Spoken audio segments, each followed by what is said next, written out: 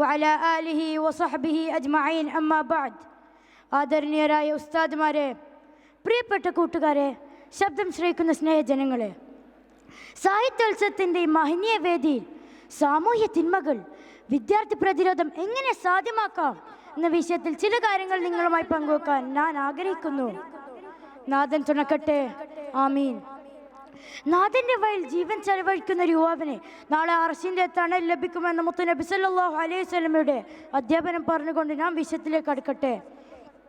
ഇരുട്ടും വെളിച്ചവും തമ്മിലുള്ള പോരാട്ടത്തിൽ, ധർമ്മവും അധർമ്മവും തമ്മിലുള്ള സംഘർഷത്തിൽ ഒരു വിദ്യാർത്ഥി എന്ന നിലയിൽ നമ്മുടെ ഇടം എവിടെയാണ് എന്ന് ചിന്തിക്കേണ്ട നിമിഷങ്ങളാണിത്. ഒരു സമൂഹം നേടുന്ന ഏറ്റവും വലിയ വെല്ലുവിളികളിൽ ഒന്നാണ് സാമൂഹ്യ തിന്മകൾ.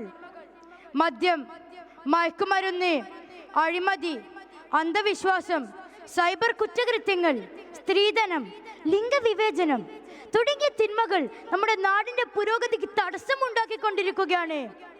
ഒരു രാജ്യത്തിന്റെ ഭാവി അതിന്റെ യുവതലമുറയിലാണ്. അതുകൊണ്ട് തന്നെ ഇത്തരം തിന്മകളെ പ്രതിരോധിക്കാനുള്ള ഉത്തരവാദിത്വം വിദ്യാർത്ഥികളായ നമുക്കുണ്ടെന്ന് നാം മനസ്സിലാക്കണം. ഇത്തരം വിപത്തുകളെ ഉന്മൂലനം ചെയ്യാൻ വിദ്യാർത്ഥികൾ എന്ന നിലയിൽ നമുക്ക് ചെയ്യാൻ കഴിയുന്ന ധാരാളം വഴികളുണ്ട്. ആദ്യമായി വ്യക്തിപരമായ പ്രതിരോധം തന്നെയാണ്. തീർച്ചയായും ഓരോ സാമൂഹ്യ തിന്മയെക്കുറിച്ചും അതിൻ്റെ ഭവിഷ്യത്തെക്കുറിച്ചും ആഴത്തിൽ പഠിക്കണം. ഇത്തരം വികൃതമായ വഴിയിലേക്ക് ഇല്ലെന്ന് ഉറക്കെ പറയാൻ പഠിക്കണം. തെറ്റായ കൂട്ടുകെട്ടുകളിൽ നിന്നും സമ്മർദ്ദങ്ങളിൽ നിന്നും ഒഴിഞ്ഞു മാറുകയും വേണം. കൂട്ടായ പ്രതിരോധം നമുക്ക് ചെയ്യാൻ കഴിയുന്ന ഒരു പ്രതിരോധമാണ്. ലഹരി വിരുദ്ധ ക്ലബ്ബ്, പരിസ്ഥിതി ക്ലബ്ബ്, സോഷ്യൽ സർവീസ് ഗ്രൂപ്പുകൾ തുടങ്ങിയ സന്നദ്ധ സംഘടനകൾ സജീവമായി പ്രവർത്തിക്കുന്ന ഒരു നാടാണ് നമ്മുടെ കൊച്ചു കേരളം. എന്തുകൊണ്ടാണ് നമുക്ക് ഇതൊന്നും ക്രിയാത്മകമായി ഉപയോഗപ്പെടുത്താൻ കഴിയാത്തത്? നിരന്തരം ബോധവൽക്കരണ ക്യാമ്പയിനുകൾ ഒരു പരിധിവരെ ഇത്തരം കൂട്ടായ്മകൾക്ക് ചെയ്യാൻ കഴിയും. വിവര സാങ്കേതിക വിദ്യ ഏറെ വളർന്ന പുതിയ കാലത്ത് സോഷ്യൽ മീഡിയയിലൂടെ അവബോധം നൽകണം. തിന്മകൾക്കെതിരെ സന്ദേശങ്ങൾ പ്രചരിപ്പിക്കാൻ പദ്ധതികൾ കൊണ്ടുവരണം. ഓൺലൈൻ തട്ടിപ്പുകൾ, സൈബർ ബുള്ളിയിങ് എന്നിവക്കെതിരെ ജാഗ്രത പാലിക്കുകയും സുഹൃത്തുക്കളോട് മുന്നറിയിപ്പ് നൽകുകയും വേണം. ഇന്നത്തെ സമൂഹം നേരിടുന്ന ഏറ്റവും വേദനാജനകമായ യാഥാർത്ഥ്യങ്ങളിൽ ഒന്നാണ് കുട്ടികളുടെയും യുവാക്കളുടെയും ആത്മഹത്യകൾ. പഠന സമ്മർദ്ദം, കുടുംബ പ്രശ്നങ്ങൾ, ആത്മവിശ്വാസക്കുറവ്, സോഷ്യൽ മീഡിയയിലെ താരതമ്യ മനോഭാവം ഇവ മനസ്സിനെ തളർത്തി കുട്ടികളെ വലിയ തീരുമാനങ്ങളിലേക്ക് തള്ളിവിടുന്നു. പ്രിയരെ, ജീവിതം പ്രശ്നങ്ങളില്ലാത്ത പാതയല്ല. നാം ഒറ്റപ്പെട്ടവരുമല്ല. അതുകൊണ്ട് തന്നെ പ്രശ്നങ്ങൾ വന്നാൽ മാതാപിതാക്കളുമായോ ഗുരുക്കന്മാരുമായോ സുഹൃത്തുക്കളുമായോ സംസാരിക്കുക.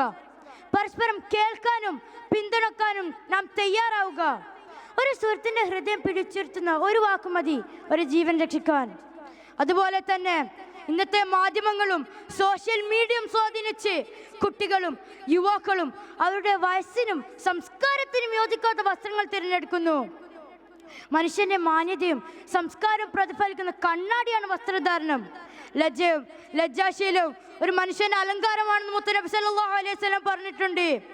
അതുകൊണ്ട് തന്നെ വസ്ത്രധാരണം നമ്മുടെ വ്യക്തിത്വത്തെ ഉയർത്തുന്ന രീതിയിലാകണം, മാന്യതയെ കുറക്കുന്ന രീതിയിലല്ല. വിശുദ്ധ ഖുർആൻ പഠിപ്പിക്കുന്നു, നന്മയിലേക്ക് ക്ഷണിക്കുകയും സദാചാരം ചെയ്യുകയും ദുരാചാരത്തിൽ നിന്ന് വിലക്കുകയും ചെയ്യുന്ന ഒരു സമുദായം നിങ്ങളിൽ നിന്നുണ്ടാകട്ടെ.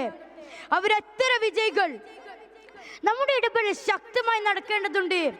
മുത്തുനബി സല്ലല്ലാഹു അലൈഹി വസല്ലം പറയുന്നു, നിങ്ങളിൽ ആരെങ്കിലും ഒരു തിന്മ കണ്ടാൽ അത് കൈ കൊണ്ട് തടയട്ടെ, അതിന് സാധ്യമല്ലെങ്കിൽ നാവ് കൊണ്ട് തടയട്ടെ, അതിനും സാധ്യമല്ലെങ്കിൽ തൻ്റെ മനസ്സുകൊണ്ട്.